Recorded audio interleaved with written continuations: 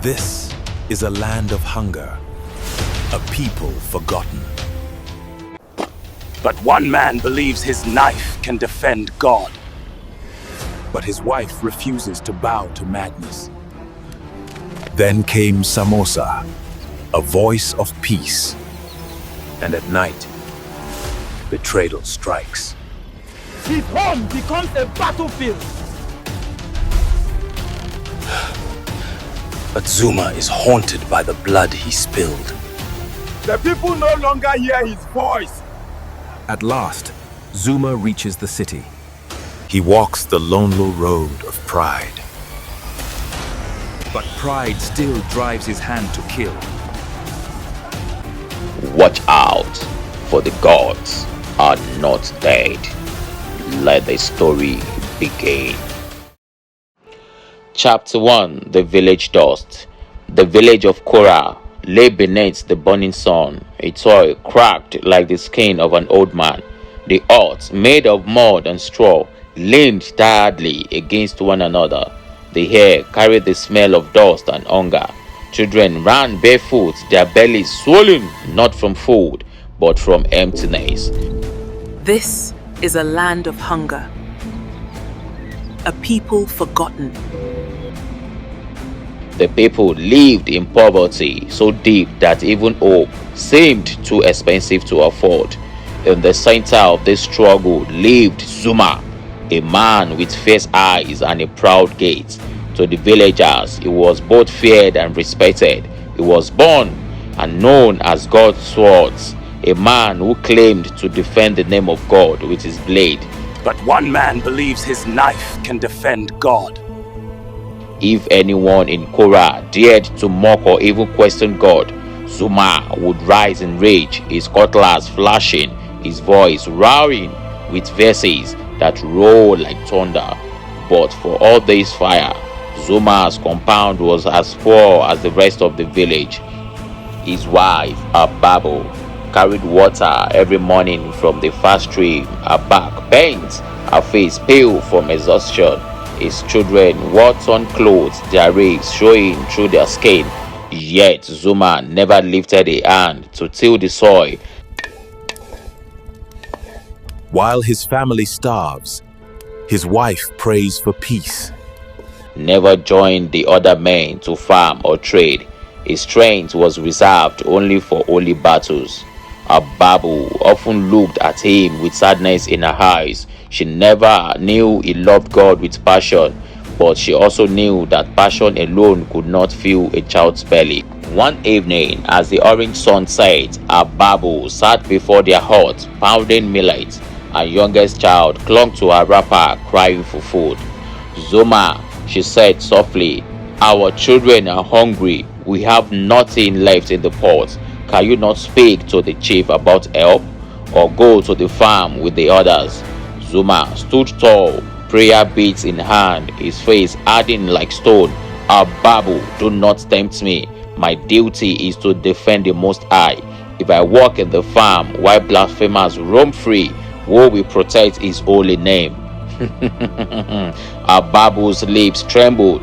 She wanted to speak again, but she swallowed her words. She knew her husband's heart, unyielding, stubborn, blind. She turned back to the millet, her tears falling silently into the mortar. The children lay hungry. The village groaned under poverty. Yet Zuma's fire burned only for battles against wealth. He was a man lost in zeal but blind to love. Chapter 2. Blood for God. The morning call of the rooster echoed through Kora, but Zuma's mind was already burning with anger.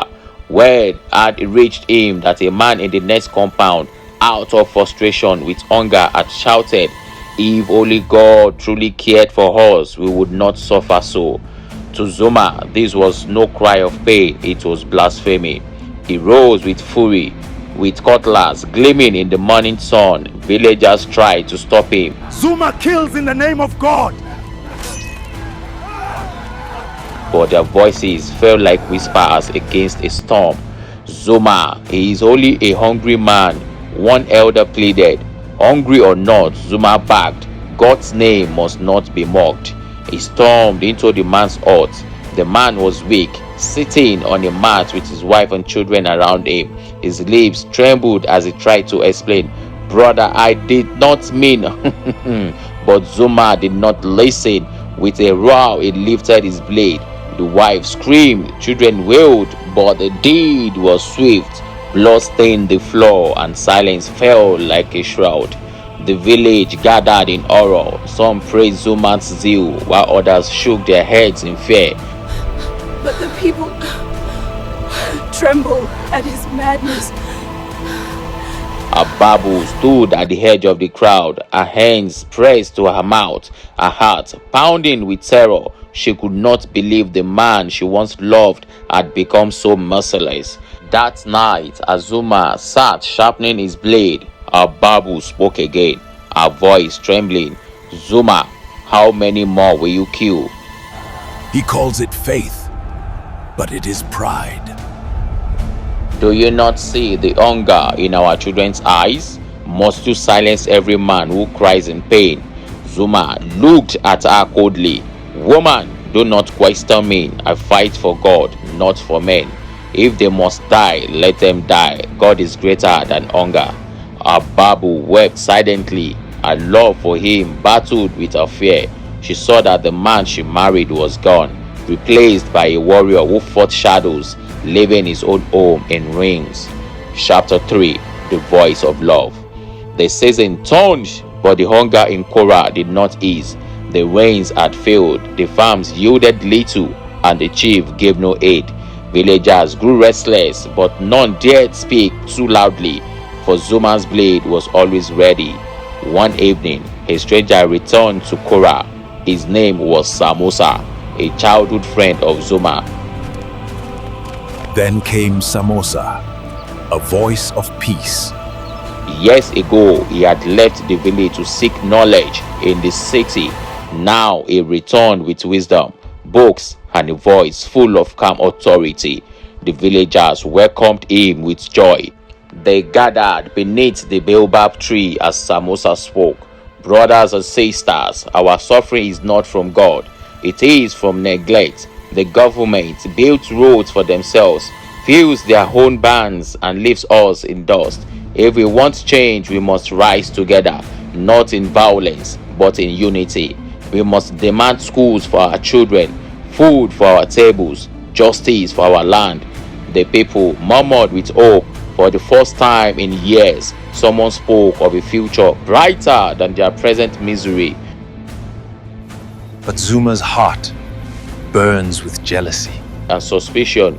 To him, Samosa's words were dangerous. He muttered under his breath, "This is rebellion against God." He speaks of men, not of the Almighty. He misleads the people. Ababu, sitting quietly with her children, listened to Samosa with tears in her eyes. Ababu prays while darkness grows. She felt light in her heart. At last, someone spoke not of blood, but of life. She glanced at Zuma and whispered, "Listen to him, my husband. Maybe God sent him to us." Zuma's eyes flashed with rage. "Never! He is a deceiver. He mocks the holy mission, and I will not stand by." That night, as the moon rose, Zuma sharpened his cutlass once more. In his heart, love wrestled with hate, but hate grew stronger. For Zuma, every voice that called for peace was a threat, and in that belief, the seeds of betrayal began to grow. Chapter 4: The Betrayal of a Friend. The village had not seen a man like Samosa in many years. But love cannot silence hate. When he returned, people gathered around him as if he carried the light of the sun in his bag. His words were calm, his eyes steady, and his heart full of compassion. "Brothers and sisters," Samosa said one afternoon under the baobab tree, "we cannot keep killing in the name of God. God is not weak.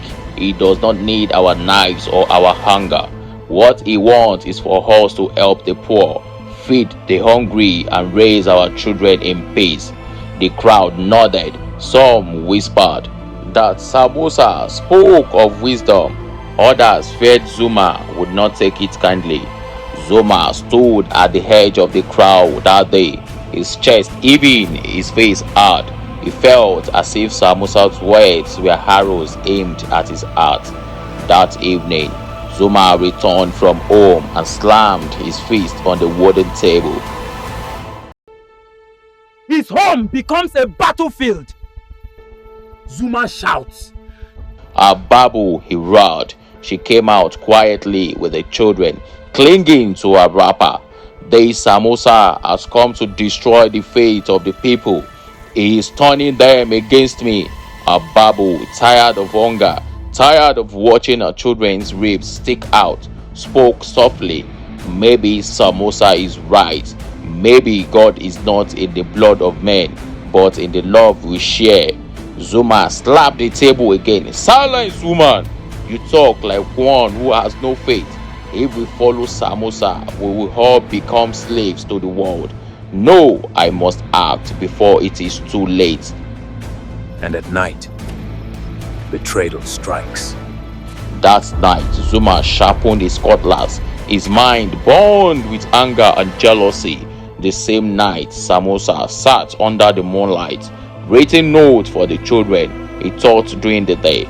He never saw Zuma and his followers creeping up behind him. By morning, A prophet of peace, silenced by blood. Samosa's body was found at the edge of the village well, his blood staining the sand. The people wept. Some cursed the heavens, but Zuma stood tall and declared, God has judged him. He was a traitor, and his death is a sacrifice to protect our faith. The crowd, confused and frightened, bowed their heads. None dared to question him, but deep inside their hearts, doubt had been planted. Chapter 5. Fire under the tree. After Samosa's death, the village changed. It was not peace that spread, it was fear. But his wife refuses to bow to madness. Children whispered his name in secret. Women cried at night, remembering how he taught them to read letters and count coins. Men avoided Zuma's eyes whenever he passed. Ababu grew restless. She knew Zuma had killed Samosa, and her heart broke every time she thought of it. One night, as the wind howled, she asked Zuma, "Do you not fear God for what you did?" Zuma glared at her. "I did God's work. If a man blasphemes, he must die." But Samosa wholly spoke of peace. Ababu said, her voice trembling, "Peace without sacrifice is weakness." Zuma replied.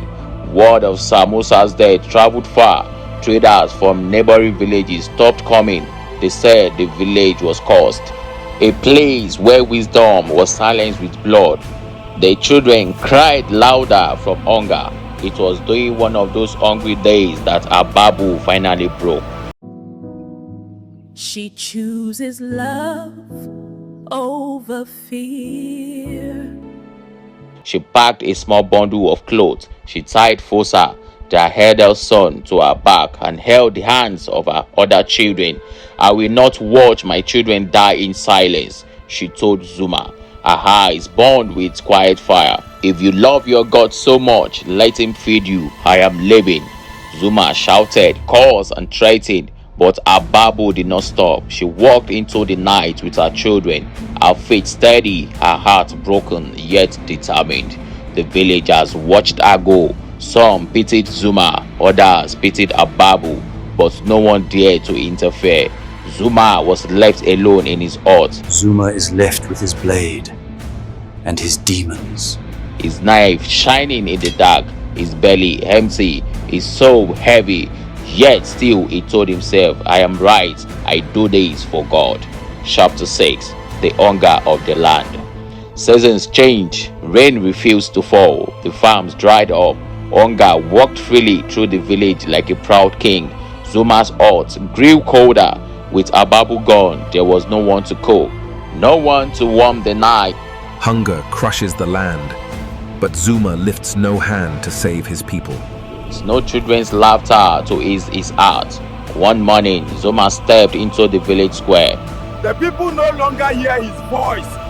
He saw the people's hollow eyes, their cracked legs, their trembling hands. Yet none of them looked at him with hope anymore. Instead, they whispered, "Zuma killed the man who brought wisdom. His knife did not save us from hunger.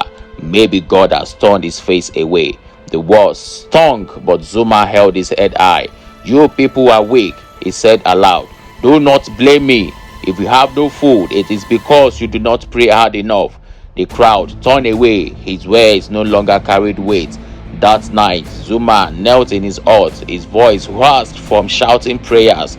"God, I have shed blood for you. Why then do you let me suffer? Why is my belly empty? Why those who curse you eat and live?"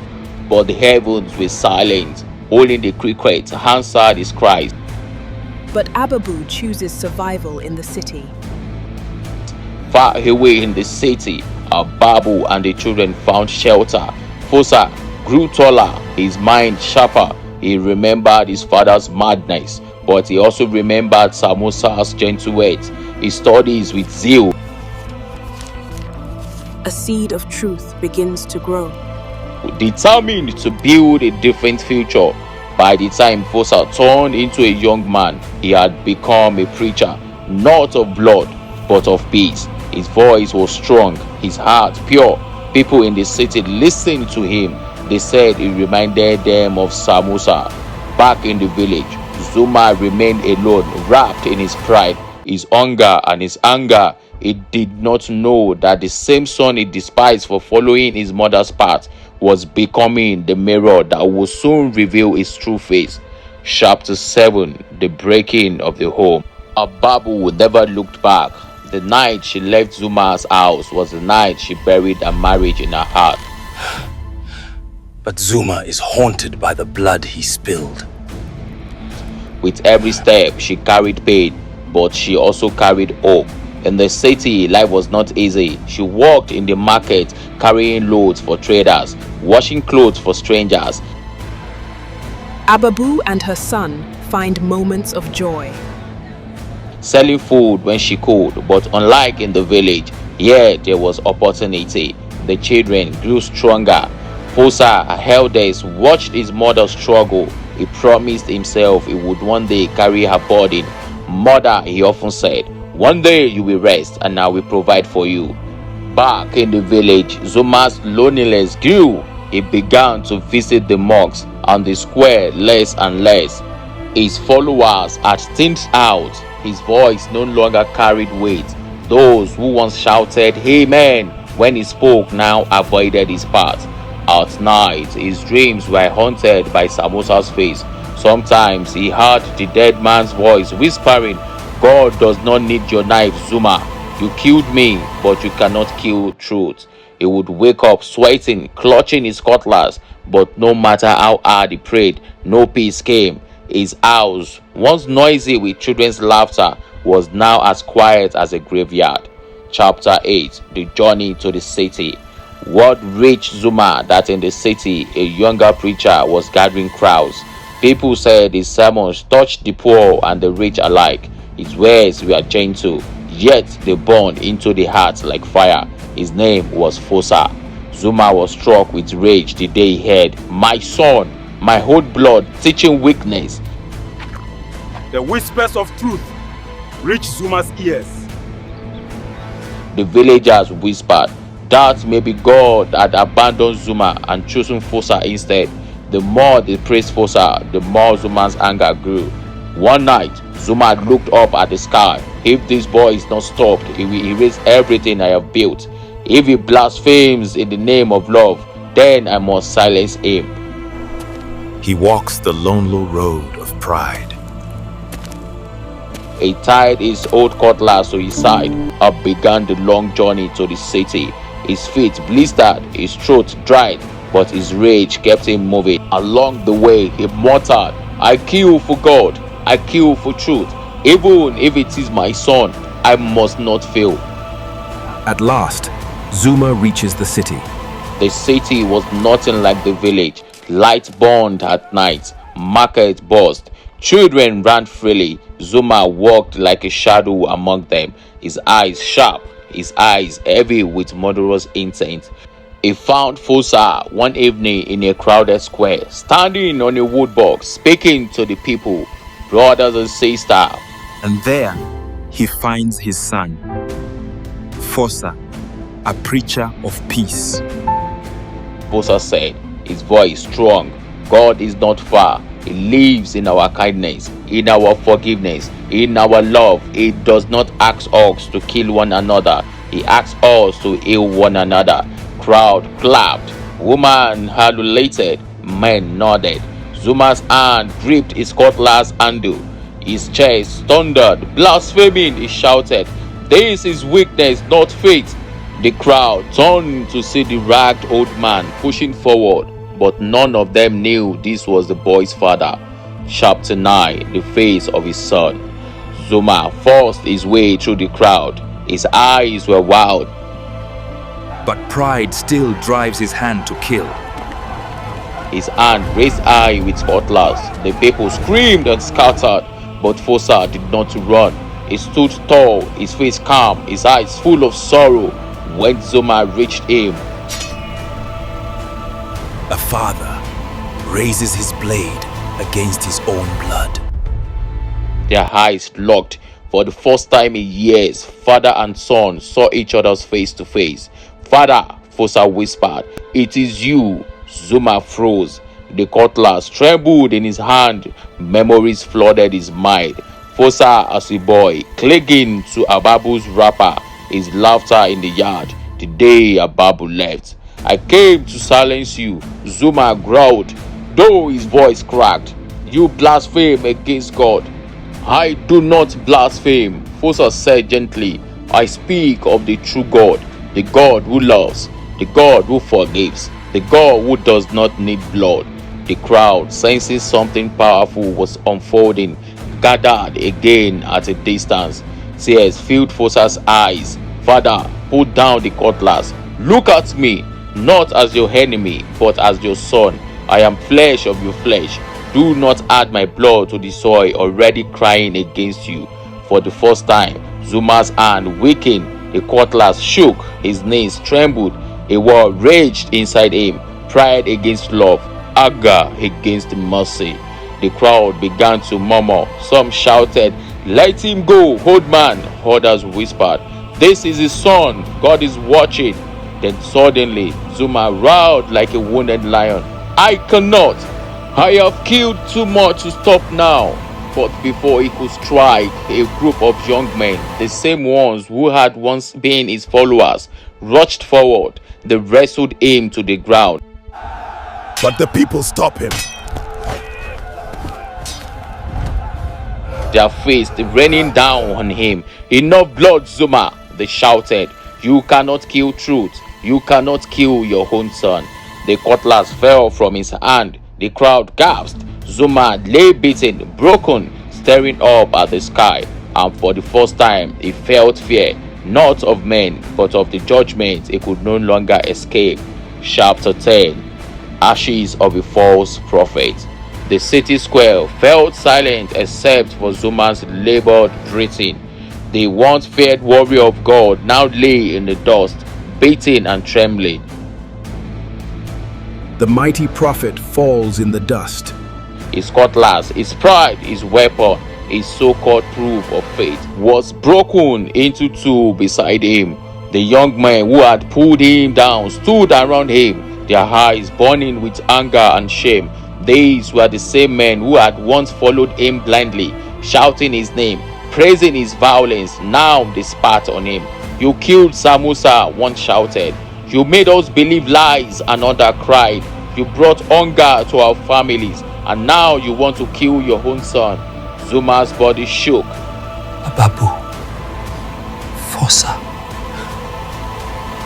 He whispers the names of those he betrayed. His lips quivered, but no words came. For the first time, he realized that he was not God's soldier. He was just a man who had hidden his fear behind blood. The crowd turned to Fosa. The young preacher stood tall, his face calm, though tears glistening in his eyes. He raised his hand for silence. But Fosa shows him the love he never gave. My brothers and sisters, Fosa said, his voice echoing across the square. Violence does not save a people. Look at this man, once powerful, feared, even worshipped. But today, where is his power? He is on the ground. Blood has betrayed him. Pride has destroyed him. The crowd murmured in agreement. Women nodded. Men clenched their fists. Children prayed from behind their mothers' wrappers. Zuma groaned, his vision blurred.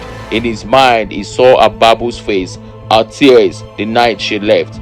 He saw little Fosa holding her, walking away into the dark. He saw Samosa blood dripping from his lips, whispering, "You cannot kill truth." Ababu, Zuma's whispered weakly. Fosa, in his voice, cracked, "Forgive me." Fosa knelt beside him, his eyes filled with sorrow, not hatred. "Father," he said softly, "forgiveness is not mine alone to give. You must face God yourself. But I pray He shows you mercy." The crowd watched as Zuma's eyes rolled back. His chest heaved once, twice, then stilled. The man who had killed in the name of God, who had silenced truth with blood, now lay lifeless in the dust, surrounded not by glory but by shame. The same crowd that once feared him did not honor him in death. They did not sing songs or bury him with respect. Instead, The man who killed for God is buried without honor. they carried his body outside the city and left it in the wilderness. A false prophet, consumed by his own pride, abandoned by the very people he claimed to fight for. Days later, the story spread to the villages. They said Zuma, the man who killed for God, was killed by his own pride. He could not fight for his people's hunger, but he fought against their peace. In the end, it was his own blood that betrayed him. Ababu heard the news in the market. She sat quietly, tears streaming down her face. Not tears of love, not even of loss, but tears of sorrow for a man who could have been more. Fosa grew stronger, his words spreading beyond the city to villages far and wide. He did not raise knives, he raised hope. Where Zuma left fear, Fosa planted courage. Where Zuma left hunger, Fosa built unity. The people would always remember. Blood may silence a voice for a moment, but truth never dies. Epilogue. Years later, Fosa stood under the same baobab tree where Samosa once preached. His voice rang out like thunder, his words soft as rain. "The gods are not dead," he said. "It is men who betray themselves with lies and pride. The true God lives in kindness, in justice, in love, and no knife, no hatred, no false prophet can kill that truth." The crowd erupted in cheers. Children clapped, women danced, men lifted their hands. Far away in the wilderness, where Zuma's bones turned to dust, the wind carried the echoes of his downfall, a reminder that hypocrisy always finds its judgment. And so it was written, "Love will endure, truth will rise, and the hypocrites of men will always fall by their own ends." The end.